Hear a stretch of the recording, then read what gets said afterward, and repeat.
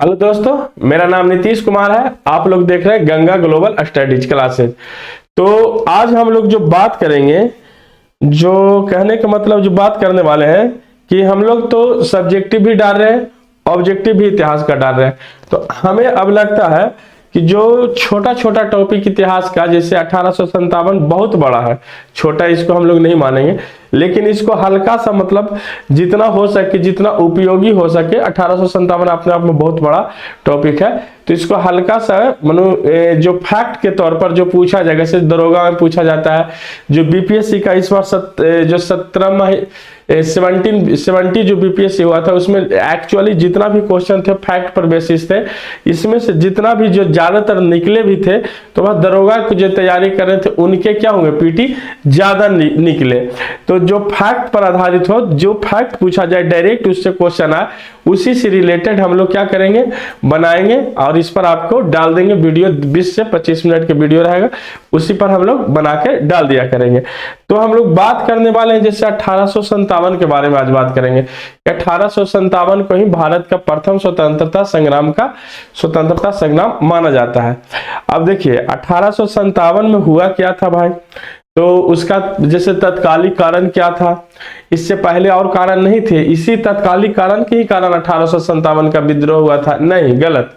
इससे पहले भी और कई कारण थे, राजनीतिक कारण थे, जनजातीय विद्रोह था, सन्यासी विद्रोह था, किसान विद्रोह था और बहुत अनेकों विद्रोह था। जैसे और विद्रोह क्या था कि हड़प नीति था, संतान वाला क्या था कि यदि जिसका अपना बेटा नहीं रहेगा और दूसरे बेटे को गोद प्रथा वाला था। और क्या था, और जो थे, तो उसी के अनुसार से 1857 में जमींदार भी कुछ जमींदार भी रुष्ट हो गए थे इनसे, तो उसी से रुष्ट होकर और भारत में अंग्रेजों को 1857 आते आते 100 वर्ष क्या हो गया था, अकाल के कारण लोग मर रहे थे, धन का भी बहिर्गमन हो रहा था, जिससे अकाल में लोगों को खाना के भोजन नहीं मिल रहा था, अनाज नहीं मिल रहा था, धन का बहिर्गमन हो जाने के कारण धीरे धीरे होने लगा था। इस समय धीरे धीरे धनों का बहिर्गमन भी होने लगा था। तो 1857 आते आते एक विद्रोह का रूप ले लिया और देश में राष्ट्रीयता की भावना जागी और वह एक आंदोलन का रूप ले लिया। लेकिन ये जो तत्कालिक कारण है कि चर्बी युक्त वाले बंदूक, तो चर्बी युक्त वाले बंदूक का कारण ये है कि मैं क्या पर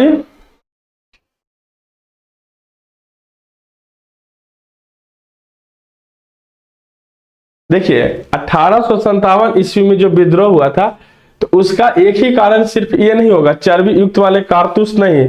चर्बी युक्त वाले कारतूस का ये कहना है कि जो उसमें जो कारतूस था, उसमें एक जो कारतूस था उसमें गाय के चमड़ी से बनाया गया था, जो हिंदुओं में गाय वर्जित है, और एक बोला गया कि मुस्लिमों में सुअर के चर्बी से बनाया गया, तो मुस्लिम में सुअर भी वर्जित है। इस कारण से मेरठ के बैरकपुर छावनी में मंगल पांडे नाम के एक सैनिक ने क्या किया, विद्रोह किया। लेकिन मंगल पांडे को क्या किया, जल्द ही फांसी दे दिया गया था। लेकिन एक कारण ये भी हो सकता है, कुछ इतिहासकार इसको तत्कालीन कारण मानते हैं, लेकिन 1857 ईस्वी के पहले और कोई कारण नहीं थे, और कारण थे राजनीतिक कारण, धार्मिक कारण। क्या थे? राजनीतिक कारण और धार्मिक कारण और सामाजिक कारण और आर्थिक कारण।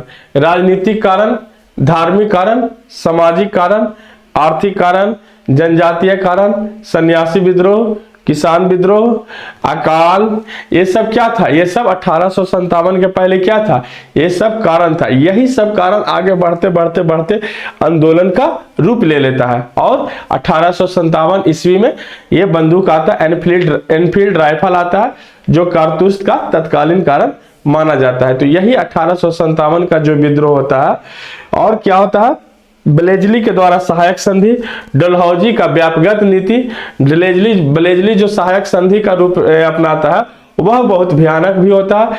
लेकिन जो ब्लेजली बोलता है, यदि कहीं कहीं आपको लिखा जाएगा कि सहायक संधि का जन्म जाता किसे कहा जाता है, तो वहां पर ब्लेजली रहेगा, तो ब्लेजली मत करिएगा, तो इससे पहले भी एक डुप्ले नाम का जो गवर्नर था जिसने सहायक संधि का एक तरह से आविष्कार किया था। तो डुप्ले यदि होगा, यदि 4 ऑप्शन रहेगा तो डुप्ले ही लगा सकते हैं। फिर व्यापगत की नीति और फुट डालो राज की नीति जो डलहौजी ने अपनाया था। व्यापगत कहने का मतलब फिर गोद प्रथा की नीति कि आपका अपना बेटा है तो आप उसे राजा घोषित करिएगा, आपका अपना बेटा नहीं है तो आप उसे राजा घोषित नहीं कर सकते हैं, यदि कर सकते हैं तो आप हमारी मर्जी से, नहीं तो वह राज को किसमें मिला लिया जाएगा, ब्रिटिश कंपनी के अंदर उस राज को मिला लिया जाएगा। यही था 1857 के। फिर क्या था, प्रशासनिक एवं सैनिक। भारतीय प्रशासनों को उच्च पदों से वंचित कर दिया गया था। जो ब्रिटिश सेना था उसमें भारतीय जो प्रशासन थे उसमें क्या किया गया, ब्रिटिश सेना के अंतर्गत ब्रिटिश सेना के अंतर्गत भारतीय सैनिकों को उच्च पदों से वंचित रखा गया। वेतन भी उतना नहीं दिया जाता था, लेकिन अंतिम जो पद था भारतीय सैनिकों के लिए सूबेदार होता था। तो चलिए हम लोग अंदर चलते हैं और देखते हैं, क्वेश्चन को देखेंगे और समझेंगे। तो चलिए हम लोग शुरू करते हैं।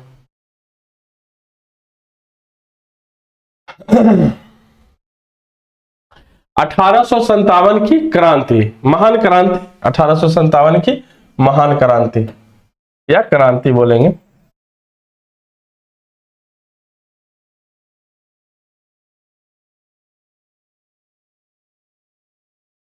चलिए, बोला जा रहा है कि 1857 तक भारत में अंग्रेजी शासन के 100 वर्ष क्या हो गए थे, पूरे हो गए थे। 1857 आते आते ब्रिटिश शासन यानी अंग्रेजी शासन के 100 वर्ष पूरे हो गए थे। यदि पूछा जाएगा क्वेश्चन कि 1857 आते आते ब्रिटिश शासन के कितने वर्ष पूरे हुए थे, अब उसमें रहेगा 99, 98, 100, 101। तो इसका सही उत्तर क्या होगा, 100 वर्ष अंग्रेजी शासन के पूरे हो गए थे। इसी बीच अंग्रेजी शासन के विरुद्ध अनेक असैनिक विद्रोह हुए, अनेक सैनिक विद्रोह भी हुए कि सैनिकों को सही रूप से भत्ता नहीं दिया जाता था और इनको ऊंचे पोस्ट पर बहाली नहीं किया जाता था। यदि कांस्टेबल है तो कांस्टेबल, अंतिम जो इनकी पोस्टिंग होती थी, प्रमोशन होता था, भारतीय सैनिकों का अंतिम जो प्रमोशन होता था वह सूबेदार तक ही होता था। असैनिक विद्रोह जैसे कहने का मतलब सामाजिक विद्रोह, धार्मिक विद्रोह, राजनीतिक विद्रोह, अकाल विद्रोह, जनजातीय विद्रोह, ये सब भी विद्रोह होना शुरू हो गया था अंग्रेजों के खिलाफ। ज्यादातर विद्रोह ब्रिटिश शासन के विरुद्ध असंतोष के कारण हुआ था।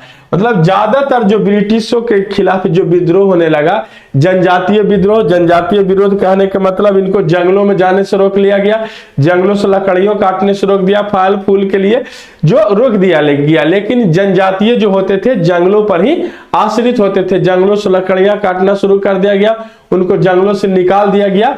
ये सब भी कारण हो सकते। इस कारण से असंतोषता के कारण अकाल भी एक इसमें बहुत बड़ा मायने रख सकता है। अकाल जब पड़ता था तो लोग अन्न के लिए तरसते थे, पानी के लिए तरसते थे। तो ये सब भी कारण ज्यादातर माना जा सकता। असंतोषता के कारण ब्रिटिश सरकार के खिलाफ क्या हो गया, 1857 का विद्रोह भभक गया और यह राष्ट्रीय एकता के कारण एक अपने आप में आंदोलन का रूप ले लेता है। अपदस्थ शासकों एवं सामंतों ने भी सैनिक विद्रोह किए, जबकि किसानों ने भू राजस्व नीति के विरोध में विद्रोह किया।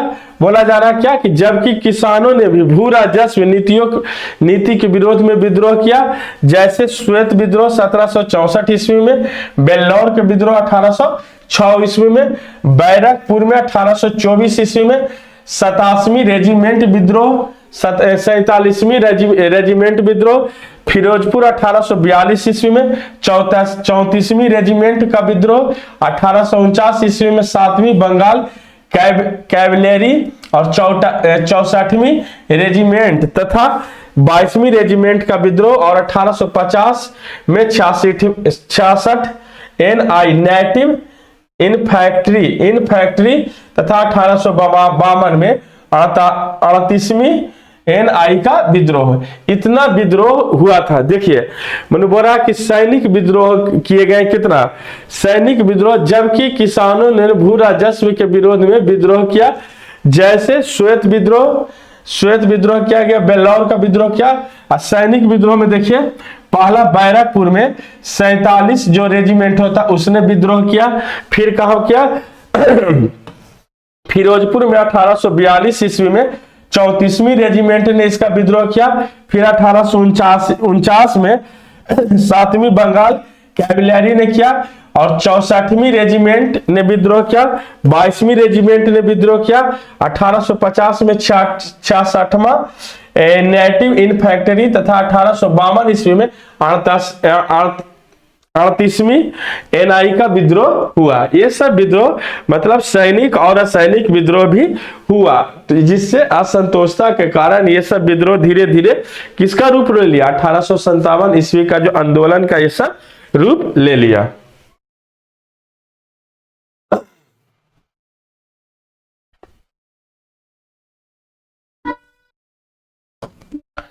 चलिए देखते हैं। विद्रोह के कारण ज्यादातर इतिहासकार ने चर्बी युक्त कारतूस का विद्रोह का प्रमुख कारण माना है। मतलब ज्यादातर इतिहासकार ने जो इसका प्रमुख कारण माना है वह चर्बी युक्त जो नया बंदूक आया था एनफील्ड राइफल, उसी को ज्यादातर इतिहासकार ने इसका प्रमुख कारण है।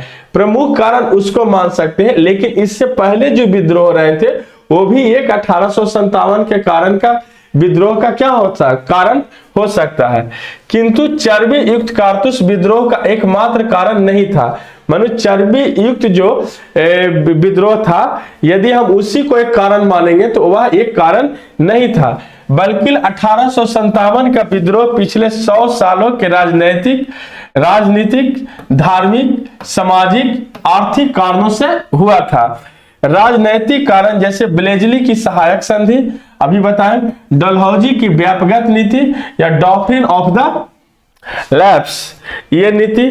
प्रशासनिक व सैनिक कारण भारतीयों को प्रशासन में उच्च पदों से वंचित, सेना में सूबेदार पद पर ही प्रदान, ऊंचे पद सूबेदार तक ही प्रदान होते थे। मनुष्य सेना में जो भारतीयों को जो ऊंचा पद मिलता था, लास्ट जो पद था वह सूबेदार तक ही प्रदान था। और डलहौजी द्वारा डाकघर अधिनियम 1854 ईस्वी द्वारा सैनिकों को प्रदान निःशुल्क डाक सुविधा को बंद कर दिया गया।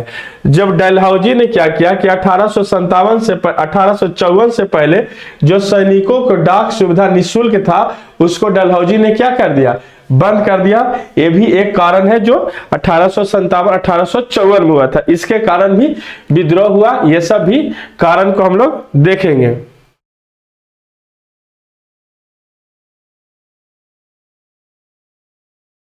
फिर कह रहा है कि सामाजिक और धार्मिक कारण, रूढ़िवादी भारतीयों द्वारा सामाजिक सुधारों का विरोध किया गया। मतलब जो हमारी पुरानी परंपरा था उसको क्या किया गया, सुधार किया गया। तभी लोगों ने, भारतीयों ने क्या किया, विद्रोह किया। भारत में ईसाई धर्म का प्रचार किया गया। भारत में ईसाई मिशनरियों का बहुत प्रचार किया गया। बोला गया कि आप लोग ईसाई अपना लो, इससे क्या होगा, भगवान खुश होंगे, यीशु खुश होंगे। अभी साला कहीं का जानते हैं क्या है, अभी गौवन में जो आपका लोकल बाजार होगा ना, यीशु मिस्सू करेगा।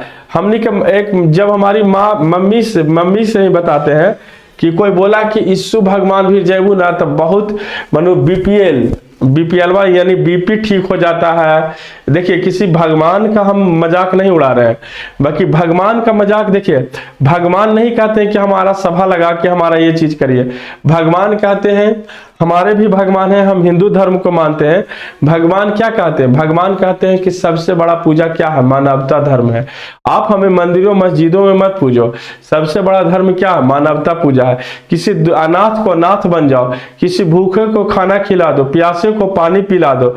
मंदिर में पूजा करना हमारा श्रद्धा है, किसी का श्रद्धा है, हमारा आस्था का विषय है। वो हमारा एक अलग प्रारूप है कि मंदिर में हम पूजा करते हैं। उससे भी एक अलग रूप है कि हम कहीं और भी कुछ कर रहे हैं, तो उसका मंदिर में पूजा करना भी गलत बात नहीं है, क्योंकि वो हमारा आस्था का विषय है। हमें उस मंदिर में आस्था है कि हम भगवान को जब पूजा करते हैं तो हमें शांति प्राप्त होता है, तो हमारा एक अलग आस्था है। हम पूजा करते हैं तो हमें लगता है कि हमारे परिवार को सुख शांति मिलता है, हमारे परिवार को भला होता है। तो मंदिर में हम पूजा करते हैं, मंदिर में जाकर कीर्तन करते हैं, सीताराम गाते हैं, हरे कृष्ण हरे गोविंद करते हैं, तो ये हमारी अपना एक आस्था है। तो ये लोग ईसाई मिशनरियों का प्रचार करते हैं, अभी भी ये लोग प्रचार करते हैं, अभी भी ये धर्मांतरण करवाते हैं, अभी भी ये लोग क्या कहेंगे कि आप ईसाई धर्म को अपना लीजिए। उसमें हुआ क्या कि हमारी माँ गई थी, तो वो बोला क्या कि मनु ईसा मसीह वाला में जाता था, अब उसकी पोती एक दिन गिर गई 2 तल्ला पर से, अब वो कोची की ऐसे ऐसे कुछ करके झाड़ा तो ठीक हो गई।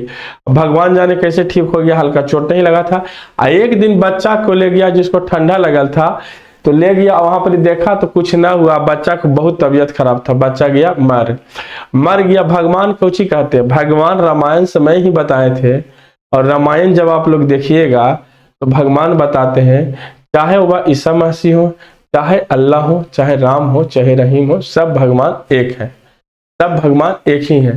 मान के चलिए तो बोला जाता है कि विष्णु जो है, पूरे संसार का उत्पत्ति किसने किया, विष्णु ने, और विष्णु से ही पूरा धर्म सब चीज निकला है।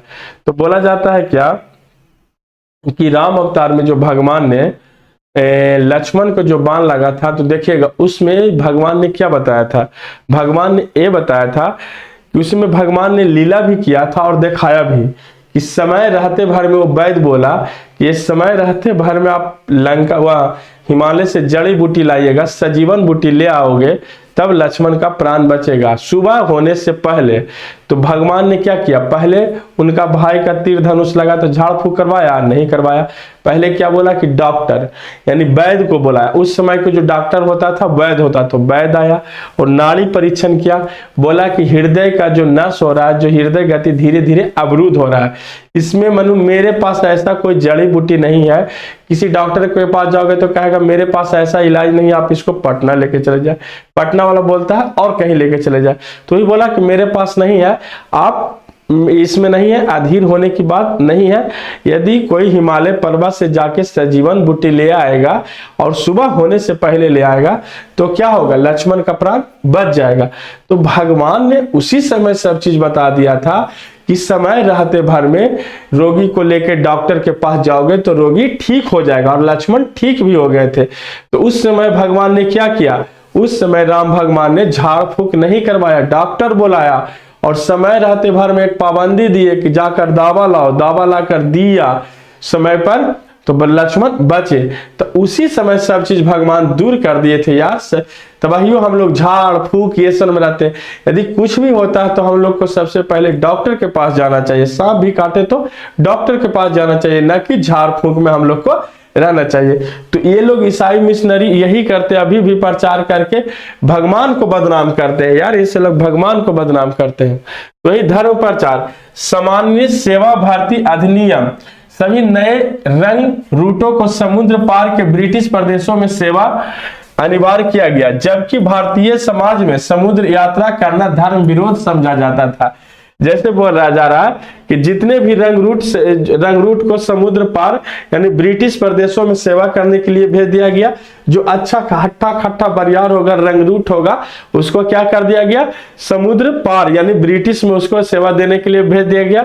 लेकिन समुद्र लांघना भारत की परंपरा में क्या था, इसको विरुद्ध समझा जाता था। जैसे कहने का मतलब, यदि गांव घर में शादी होता है तब उसका तिलक छेका पड़ जाता है, जैसे शादी में से 3-4 दिन पहले तिलक हो जाता है, तो मम्मी भी बोलती है कि तुमको नदी लांघना मना है, नदी नहीं लांघ सकते हो, तुम बाराती जाओगे उसी दिन नदी यदि पड़ता है तो लंघाता, अन्यथा तुम शादी से पहले मान बाराती जाने से पहले नदी को नहीं लांघ सकते हो। आर्थिक कारण, ब्रिटिशों की आर्थिक नीतियां भारतीय उद्योगों एवं व्यापारों के विरुद्ध थी, जिसमें परंपरागत हस्तशिल्प का विनाश कर भू राजस्व नीति के कारण आर्थिक शोषण और उत्पीड़न से असंतोष को जन्म दिया। जो भारत का जो हस्त लिपि था और हस्त उद्योग था उसको समाप्त कर दिया गया, और भू राजस्व नीति के कारण आर्थिक शोषण किया गया। भू राजस्व भू राजस्व के कारण आर्थिक शोषण करने का कारण यह हुआ कि मन के अनुसार नियम के अनुसार लगान नहीं लिया गया, मन मौजी लगान लिया गया। पहले तो बोला गया कि 5 बजे तक यदि लगान नहीं दोगे तो क्या किया जाएगा, तुम्हारा खेत ही छीन लिया जाएगा। फिर इसने सोचा कि यार खेतवा छीन लेंगे तो फिर पैसा कहां से देगा, तो बोला कि नहीं, समय नहीं, तुम खेत बेच के दो या खेत को गिरवी रख के दो, लगान तुमको देना होगा हर हाल में।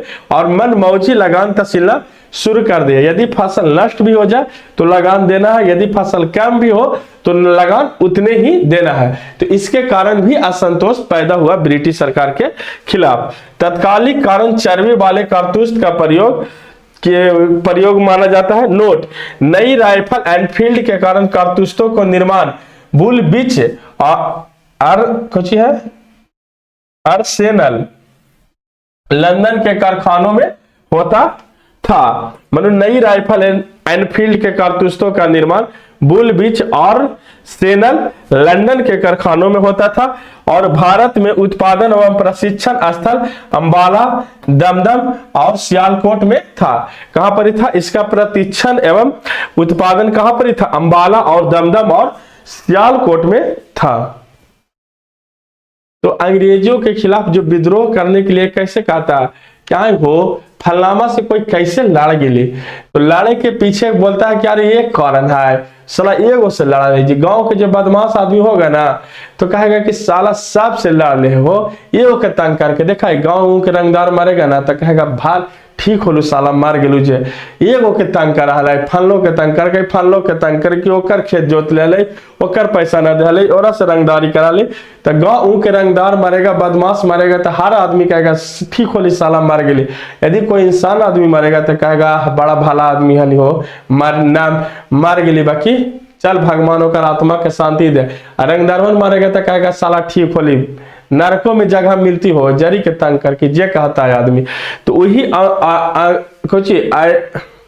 अंग्रेज वही काम कर रखा था, उसके खिलाफ एक विद्रोह नहीं हुआ, अनेकों विद्रोह हुआ और धीरे धीरे वह विद्रोह किसका रूप ले लिया, आंदोलन का रूप ले लिया। चलिए फिर हम लोग आगे बढ़ते हैं।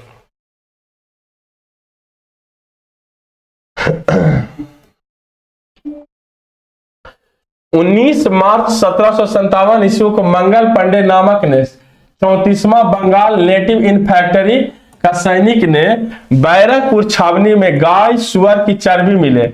मनु इसने बोला, मंगल पांडे ने बोला कि गाय और सुअर की चर्बी है इसमें, और कारतूसों को मुंह से काटने से स्पष्ट मना करने पर उसे गिरफ्तार कर लिया गया। मंगल पांडे ने बोला कि नहीं, हम इसको नहीं काटेंगे क्योंकि हम हिंदू धर्म से है और हिंदू धर्म में गाय क्या है, वर्जित है, इसलिए हम इसको मुंह से नहीं काटेंगे। मंगल पांडे ने एकदम सख्त मना कर दिया गया। तो मंगल पांडे को क्या कर गिरफ्तार कर लिया गया और 8 अप्रैल 1757 ईस्वी को बैरकपुर की जेल में से फांसी दे दिया गया। मंगल पांडे को क्या कर दिया गया, बैरकपुर की जेल में मंगल पांडे को 8 अप्रैल 1757 ईस्वी को मंगल पांडे को बैरकपुर के जेल में ही फांसी दे दिया गया था। जानते हैं अंग्रेज बहुत डरपोक थे, अंग्रेज कोई ताकतवर नहीं थे, अंग्रेज बहुत सारा डरपोक थे।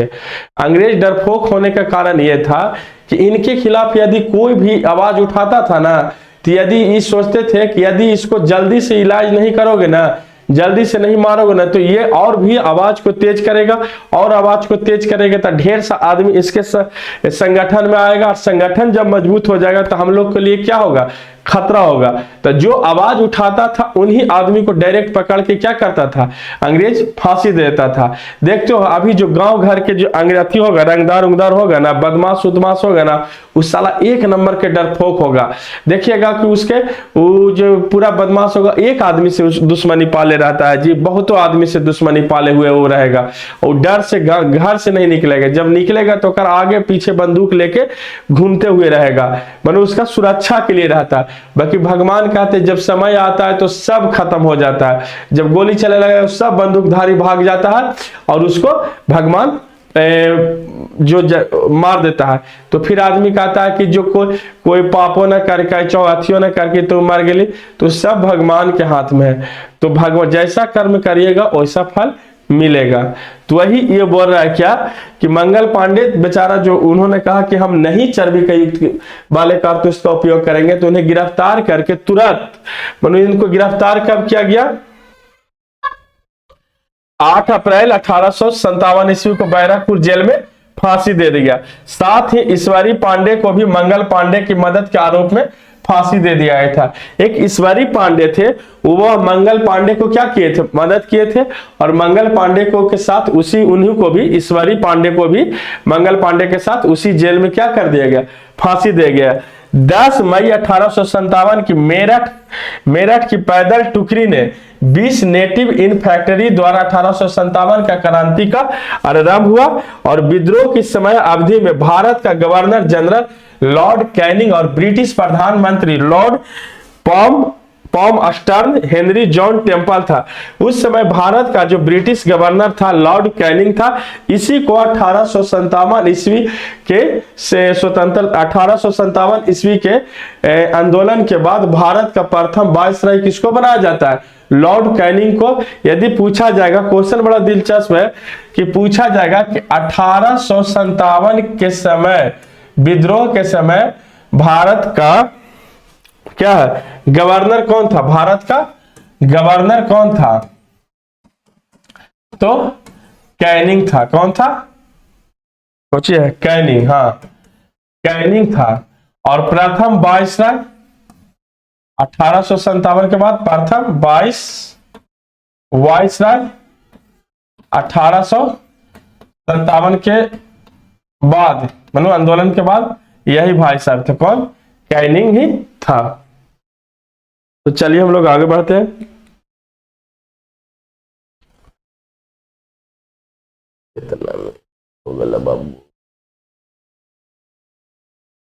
हाँ, बोला जा रहा है कि कमल का फूल एवं रोटी को क्रांति के प्रतीक के रूप में चुना गया। और विद्रोह के रूप में शामिल सर्वाधिक सिपाही अवध के थे। जब मंगल पांडे को फांसी दिया गया तो ये लोग क्या कर दिया? 1857 ईस्वी का विद्रोह घोषित करके और उसमें कमल का फूल और रोटी को क्रांति के प्रतीक के रूप में चुना। और विद्रोही में शामिल सबसे ज्यादा सिपाही जो थे वह अवध के थे। इसलिए अवध सैनिकों की पौधशाला कहलाए, मनु इसलिए अवध की सैनिकों की पौधशाला कहलाता था। और 1857 की क्रांति में ब्रिटेन की महारानी विक्टोरिया थी। जब 1857 का जो क्रांति हुआ था, यदि पूछेगा कि उस समय ब्रिटेन की महारानी कौन थी? पॉमस्टर्न, ब्रिटेन का प्रधानमंत्री। और उस समय भारत का जो गवर्नर था लॉर्ड कैनिंग था। और ब्रिटेन की महारानी कौन थी? विक्टोरिया थी। 1857 के क्रांति के समय प्रमुख अधिकारी कंपनी का अध्यक्ष मैगले था और शस्त्रागार का अध्यक्ष लॉर्ड बिलोबी था। मनु कंपनी का जो अध्यक्ष था मैगले था और शस्त्रागार का अध्यक्ष लॉर्ड बिलोबी था। और तीसरा प्रमुख सेनापति जॉर्ज एनिसन था। प्रमुख सेनापति कौन था? George Ennison. 1857 की क्रांति के दौरान जिंद, पटियाला एवं सिंधिया रियासत अंग्रेजों की सबसे सहायक रही। मनु बोला जाता है कि 1857 के समय ये सब जो थे बोल रहे थे कि हमारे कौन कौन जिंद, पटियाला, सिंधिया, होलकर, गायकवाड़ और बहुत सारे जो रियासत थे, जमींदार थे, बड़े बड़े धन्ना सेठ लोग जो थे, कुछ शिक्षित वर्ग लोग थे, ये लोग बोल रहे थे कि हमारे मौसा अंग्रेज को नहीं भगाओ, क्योंकि हमारे मौसा लोग भाग जाएंगे तो हमें राज करने में अच्छा से लगान उगान तहसीलने में हम लोग पैसा क्या करेंगे? नहीं कमाएंगे। धन्ना उन्ना सेठ सोच रहा था कि अंग्रेज यदि भारत से भाग जाएगा तो क्या होगा? हमारे मौसा यदि भारत से भाग जाएंगे। आज ये लोग भाई साहब अपने आप को देशभक्त बताते हैं, जो 1857 ईस्वी में क्या किए थे? अंग्रेजों को मदद किए थे। उस समय का जो भारत का गवर्नर कैनिंग था, वो बोलता है कि यदि इन लोग रियासत यदि हमारी सहायता नहीं करता तो हम लोग बाढ़ में इतना दूर बह जाते कि हम लोग भारत का सपना भी नहीं देख पाते। 1857 में इन लोगों ने हमारे खिलाफ जो हम लोगों को साथ दिया, तो इन लोग हम लोग को एक बांध की तरह, पुल की तरह बांध कर क्या रखा? इन लोगों ने बांध के रखा। कौन कौन? जींद, पटियाला और सिंधिया। सिंधिया भाई साहब क्या कहता है कि हम अब तो देशभक्त हैं, अब वो देशभक्ति का नारा गाते हैं। और जो 1857 ईस्वी में अंग्रेजों को क्या किए थे, सबसे ज्यादा सहायता करने वालों में से रियासतों में कौन था? सिंधिया था।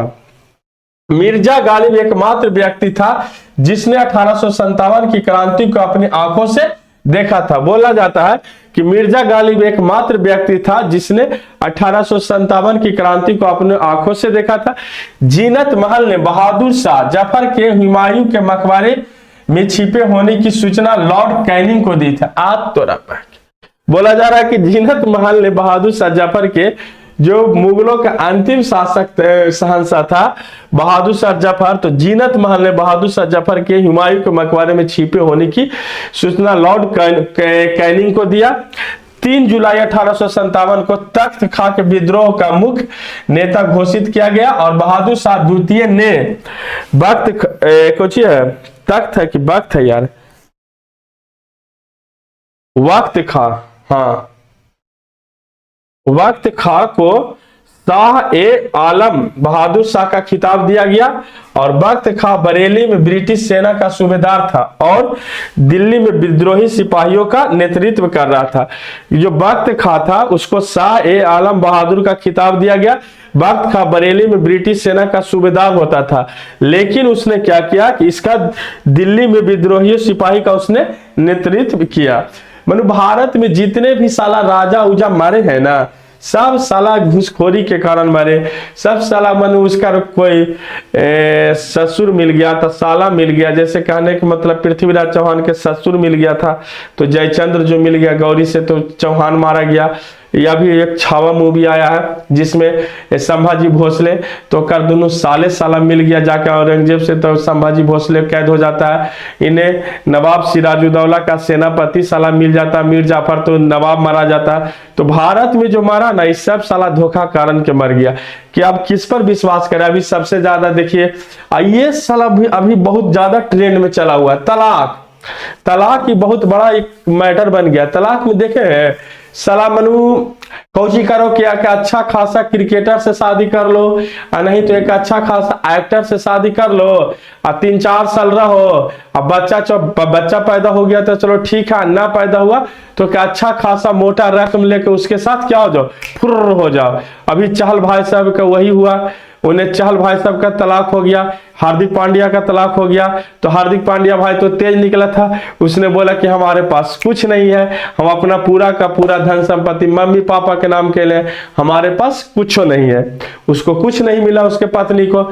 एक और फुटबॉलर था जो अपना पूरा, उसका हम नाम भूल रहे हैं, उसने अपना पूरा का पूरा संपत्ति अपने माँ के नाम ट्रांसफर कर दिया। जब उसकी पत्नी ने तलाक दिया तो उससे जो मांगा गया रकम बहुत बड़ा रकम था। वो भाई साहब कोर्ट में जाके बोला कि हमारे पास कुछ संपत्ति नहीं है, सारा का सारा संपत्ति हमारे माँ के नाम पर, हम उसका शुद्ध खुद भीख मंगा है। तो बोला जाता है कि दहेज लेना और दहेज देना जुर्म है। तो ये क्या नहीं है जुर्म है, एल्यूमिनी जो मांगा जाता है 3-3 करोड़ 5-5 करोड़ 300 करोड़ जो मांगा जाता है। सुजैन खान ने जो ऋतिक रोशन से मांगा था वो बहुत बड़ा अपने आप में रकम था, किसी ने 43 करोड़ मांगा। ये क्या है? ये मतलब बैठे बैठे आप क्या करिएगा? और कोर्ट बाध्य कर देता है यार कि आप नहीं, महिला को क्या करिए, उसका भत्ता दीजिए। अभी 2 इंजीनियर इसी के कारण क्या हो गए, मारे गए। कोर्ट को भी समझना चाहिए कि ऐसा नहीं करना चाहिए जिसके कारण 2 आदमियों का जान गया भत्ता देने के कारण। एक तो साला मतलब हमारा एक तो पत्नी भी गया, पत्नी के साथ साथ हमसे पैसा भी ले रहा, यदि हमारा बच्चा है तो बच्चा को भी ले जा रहा और भी बोल रहा है कि इसको पढ़ाने के लिए पैसा दो। तो ये क्या है? कोर्ट को भी समझना चाहिए, चुपचाप उसको अलग कर दीजिए और कोई पैसा नहीं दीजिए। शादी करते समय पता नहीं चला था कि ये कैसा है? तो कोई भी पैसा अलाउ नहीं किया जाए, चुपचाप अलग होना है। जिस तरीके से अलग होना है तो एक मैंने 10 लाख 20 लाख देकर उसको अलग करिए। ये करोड़ तड़ोड़ में क्या देना होता है? तो ये अभी क्या होता है कि एक अच्छा सा मुर्गा ढूंढो और उसके साथ शादी करो, 2 से 3-4 साल बिताओ, मनु पति पत्नी वाला रिश्ता रखो और फिर बोल दो कि हमको इसके साथ मन नहीं जम रहा है, हमको तलाक चाहिए, तो तलाक हो जाएगा। और कोई 20 करोड़ तो कोई 30 करोड़, कोई 5 करोड़, कोई 10 करोड़ रुपया लेके अलग हो जाएगा। पूरा जिंदगी बैंक में पैसा रखेगा, उसी के इंटरेस्ट से पूरा जिंदगी कोजी करेगा, खाएगा।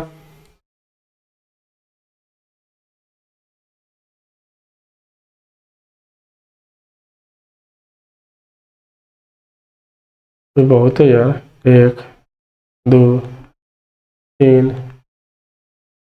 हाँ चलिए, मुद्दा से भटक जाता है, देखते हैं तो अब देखें कि तात्या टोपे एकमात्र क्रांतिकारी था जिसने सार्वजनिक रूप से फांसी दी गई थी। तात्या टोपे एकमात्र क्रांति था जिसे सार्वजनिक रूप से फांसी दी गई थी। कुंवर सिंह एकमात्र क्रांतिकारी थे जो कभी गिरफ्तार नहीं हुए थे। बिहार के बेटा थे कुंवर सिंह। कहाँ के थे? बिहार के जमींदार के बेटा थे, जिन्होंने अपने बुढ़ा मतलब 50-55 साल के समय में इन्होंने अंग्रेजों के नाक दम कर दिया था। 1857 के विद्रोह में बिहार का नेतृत्व करने वाला बाबू वीर कुंवर सिंह थे। इन्होंने अंत समय में इनके जब हाथ में गोली लगा तो हाथ को काट कर तलवार से बीग दिए, गंगा में दान कर दिए और एक हाथ से तैर कर पार होकर गंगा को पार हो गए थे। तो एक मनु बोला जाएगा कि तात्या टोपे एकमात्र क्रांतिकारी था जिसे सार्वजनिक रूप से फांसी दिया गया था, और कुंवर सिंह एकमात्र क्रांतिकारी थे जो कभी गिरफ्तार नहीं हुए थे। कैप्टन गॉर्डन एकमात्र अंग्रेज अधिकारी था जो ब्रिटिश सरकार के विरुद्ध लड़ रहा था। मनु बोला जा रहा कि 1857 ईस्वी में जो कैप्टन गॉर्डन था, जो एकमात्र ब्रिटिश, यदि पूछा जाएगा कि 1857 के स्वतंत्रता संग्राम में कौन ब्रिटिश अधिकारी था जिसने अंग्रेज के खिलाफ लड़ रहा था, तो वह कैप्टन गॉर्डन था जो ब्रिटिश सरकार के खिलाफ लड़ रहा था। ब्रिटिश न्यायाधीश मेजर हैरियत ने बहादुर शाह जफर को देश निर्वासन की सजा सुनाई, देश निकाला की सजा सुनाया, और जनरल जॉन बैनेट के हिरासत में बैरकपुर छावनी में 34वीं नेटिव इन्फैंट्री के कमांडिंग ऑफिसर थे।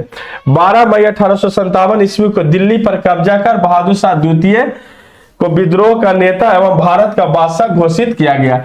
मनु क्या किया गया कि जब बैरकपुर छावनी से 34वीं बटालियन जब निकला तो वह दिल्ली के लिए रुख किया। जब दिल्ली के लिए रुख किया तो उसने क्या किया कि दिल्ली पर कब्जा कर लिया और 12 मई 1857 ईस्वी को बहादुर शाह द्वितीय को विद्रोहियों का नेता घोषित किया और भारत का बादशाह घोषित किया। बहादुर शाह जफर को विद्रोह का नेता घोषित किया और उसको बादशाह घोषित करके अंग्रेजों से दिल्ली पर उसने सैनिक लोग कब्जा करके आगे बढ़ गए।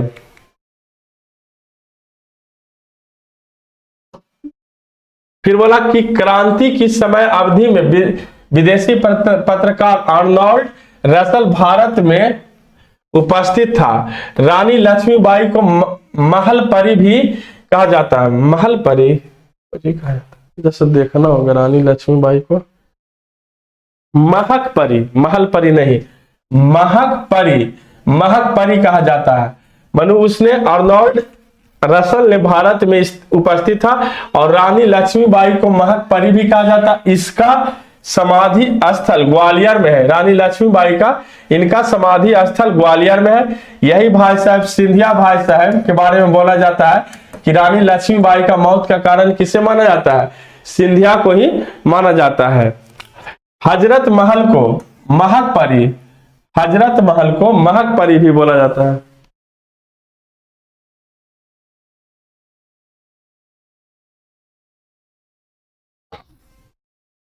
महक परी भी कहा जाता है। हजरत महल को महक परी भी कहा जाता है। 1857 ईस्वी के विद्रोह के उपरांत भारत का सरकार अधिनियम 1858 ईस्वी के द्वारा कंपनी के शासन को समाप्त कर भारत का शासन ब्रिटिश क्राउन ने अपने हाथों में ले लिया।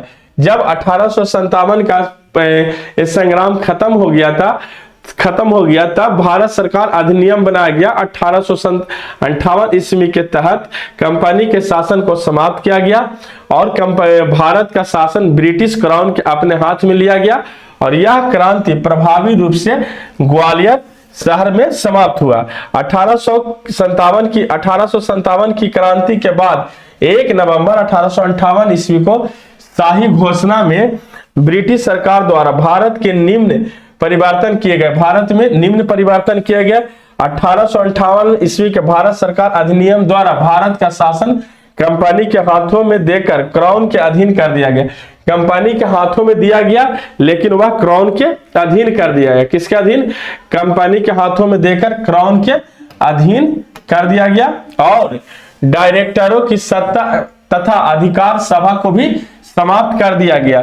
डायरेक्टरों की सत्ता तथा अधिकार को भी समाप्त करके उसके समस्त अधिकार भारत के सचिव को दे दिया गया।